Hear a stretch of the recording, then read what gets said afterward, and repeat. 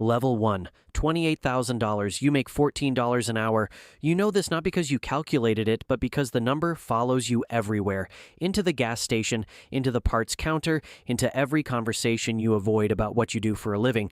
After taxes, depending on where you live, you're bringing home somewhere around $2,000 a month.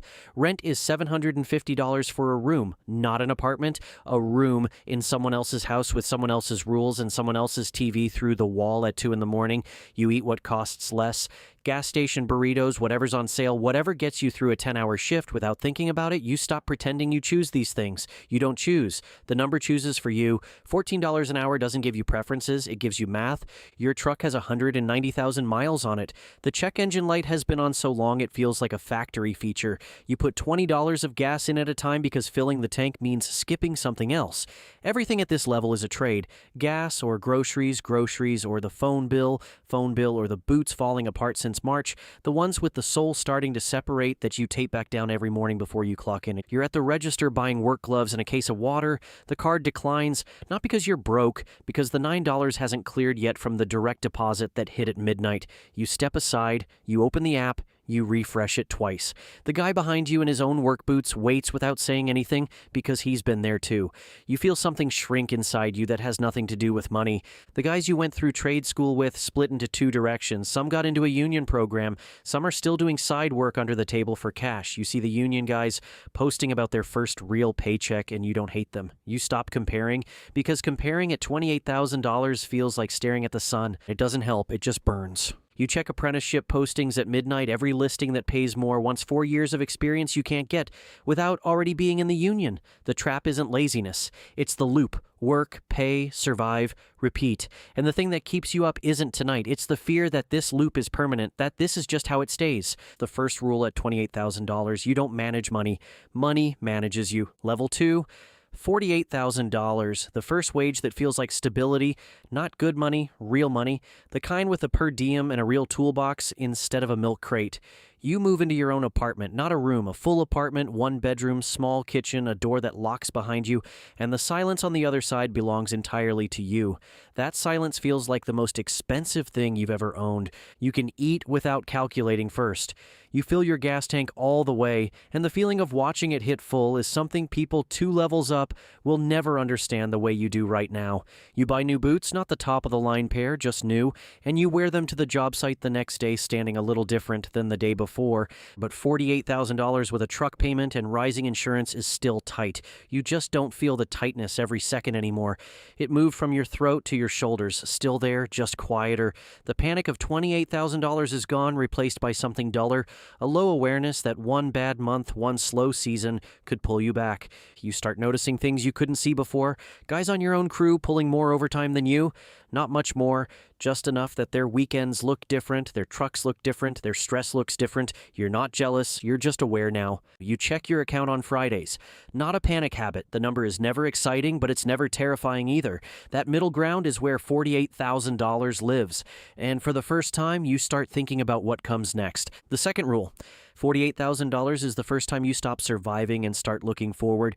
And looking forward changes everything. Level 3, $65,000. You're a journeyman now. Full license, full rate, right around what the Bureau of Labor Statistics pegs as the median for a lot of the trades, which means you're not the exception anymore. You're the middle of the whole trade, standing exactly where half the guys who started when you did already landed, and half never will. You have a decent apartment, a truck under 100,000 miles, a credit card you pay off most months, your fridge is full. Your bills are paid. You can go out for a beer without checking your account first. That used to feel impossible, now it feels normal. And normal is the problem. You run the numbers one night, $65,000 for the next 30 years, same raises, same trajectory. The number at the end is survivable, not exciting, survivable. You stare at that projection and feel something you didn't expect. Not fear, disappointment, the kind that doesn't crash into you. It seeps in slowly like cold through a truck door that doesn't seal right anymore. A guy from your apprenticeship class, same test scores, same years in, makes $95,000 running his own crew now. Same trade, different position. You found out by accident and now you can't unfind it. The gap between $65,000 and $95,000 isn't just $30,000. It's a different truck, a different house, a different kind of freedom. You start thinking about more. not greed, awareness, because at $65,000, you can see both directions clearly. You see $28,000 behind you, and you're grateful. You see $135,000 ahead of you, and you're hungry. And sitting in the middle of that view is the most uncomfortable place on the entire scale. The third rule, $65,000 is the mirror. You see exactly where you are and exactly where you're not. Level 4, $95,000. Foreman pay or master license pay with steady overtime. Something shifts, not in your bank account. In your mornings, you wake up and money isn't the first thought. It's there, still present, but it's not leading anymore. You moved into a better place. Not fancy, just space. A garage where your tools actually fit instead of living in the truck bed under a tonneau cover, a neighborhood where you sleep through the night without a train, or a highway running through your dreams. The upgrade wasn't dramatic, but the feeling of walking into something you chose instead of something you settled for changes how you carry every single day. You book a week off without waiting for the guilt to pass. You buy groceries without checking the total, small shifts that feel enormous to someone who remembers $28,000. You're not rich, but the math works now. Comfortably, quietly, without the constant negotiation that defined every level below this one. People start calling you successful. You don't correct them, but the word feels borrowed, like a jacket that fits, but isn't yours, because you know what running your own crew looks like from here, and $95,000 still feels like the waiting room. The gap between you and the guys you came up with is showing now, not in arguments, in silences, in the things you stop mentioning, because talking about your new garage to a guy still splitting rent on a room feels like a language he didn't ask to hear. You don't pull away. The wage does it for you. The fourth rule, $95,000 is where money gets quiet, and in that quiet, you finally hear yourself. Level 5, $135,000, and here the ladder changes shape. The biggest jumps stop being hourly. You're not climbing a pay scale anymore. You're crossing over from being paid to do the work to being paid because you own the work. You feel it the first morning you walk up to the truck, and it's your name on the door, not the company you clock in for. 2-3 guys standing there waiting on you to tell them where the day goes. You thought crossing into six figures would feel like arriving somewhere. It doesn't. It feels like walking through a door into a room bigger than you expected, with more doors you didn't know existed. Taxes take more than you imagined. Depending on your state and how the business is set up, $135,000 can land closer to $95,000 or $100,000 after the government takes its cut, and that's before you cover your own liability insurance, your own truck insurance, your own guy's workers' comp. You're rich to your family. You're average to the contractor down the road running 6 crews. You're broke compared to the guy who owns the supply house you buy from every week. The number means everything and nothing depending on who's looking. You stop telling people what you make. Not humility. Protection. Family members call more often. Buddies pitch you side jobs.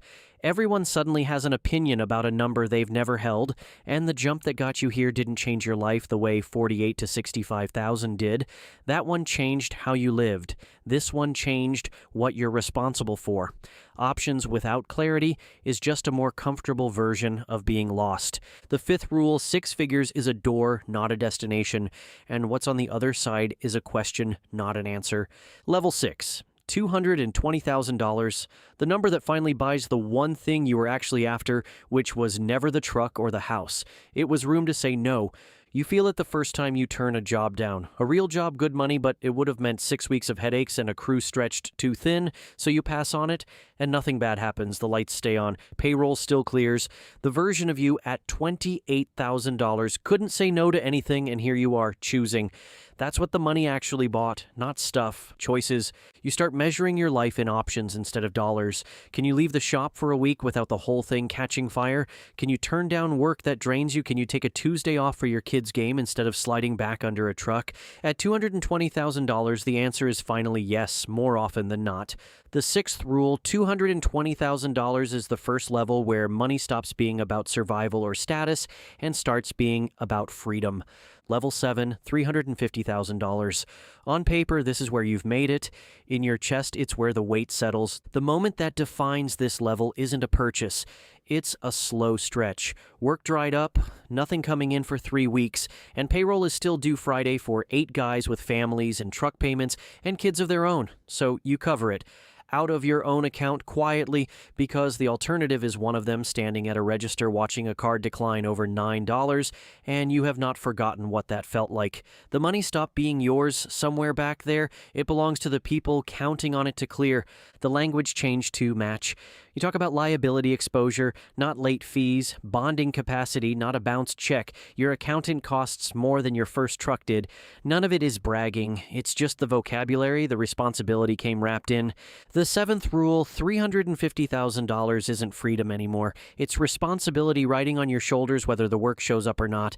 Level 8, $600,000. You approve a payroll run on a Friday and feel nothing, and it takes you a second to understand why. The number you just sent out the door in a single week, $42,000, is more than you earned your entire first year, back when your boots were taped at the sole and a $9 charge could bounce. You don't count money anymore, you move it. Everything gets measured in time now, what costs you hours, what saves you hours, what earns while you sleep. While trucks with your name on them run calls, you will never personally see. Your problems have new names: bonding, succession planning, key person insurance, words that didn't exist in your world at $28,000. You didn't learn them by choice. The scale demanded it. The eighth rule, $600,000 is scale. The thing you built got bigger than any one man, including you, and now it runs on systems instead of on your own two hands. Level 9, $1 million. You're stopped at a red light one afternoon when a truck rolls up in the next lane with your name on the door, and it takes you a second to realize you have no idea who's driving it. One of your crews on a job you never bid, for a customer you'll never meet, on its way to earn money you'll see as one line on a spreadsheet next quarter. That's the moment it lands. You didn't just build an income, you built something with a reach that runs without you in it. $1 million a year, and you don't say the number out loud. Nobody at this level does. It lives in tax filings and bonding applications and conversations with attorneys who charge by the 6-minute increment. You walk into rooms where decisions get made, not because of who you know, but because your judgment and your balance sheet are useful to the people already sitting there. Not a social invitation, a structural one, and the distance from $28,000 is permanent now, not just financial. You remember the parts counter, the declined card, the boots taped back together? You remember it the way you remember a country you lived in as a kid, familiar but foreign, yours but not anymore. The ninth rule, at $1 million, money stops measuring your worth and starts measuring your reach, and reach changes everything it touches, including you. Here's the part nobody tells you standing at the bottom. At some point, the biggest jumps stop coming from selling more hours. They start coming from changing your position, from doing the work to owning some part of it. A license, a crew, a name on the door. That's the shift. It isn't the only thing that matters. Talent and timing and plain luck all get a vote. But it's the lever most people never even reach for. Somewhere right now, someone is making $14 an hour. He's standing at a parts counter with a card that hasn't cleared yet. His boots are taped at the sole. His truck has 190,000 miles on it and a check engine light that's been on so long it feels like a factory feature. He thinks this is about the number. It's not. It's about what the number does to the distance between who you are and who you become. The paycheck hits every 2 weeks. It takes whoever shows up to collect it and slowly decides who they're going to turn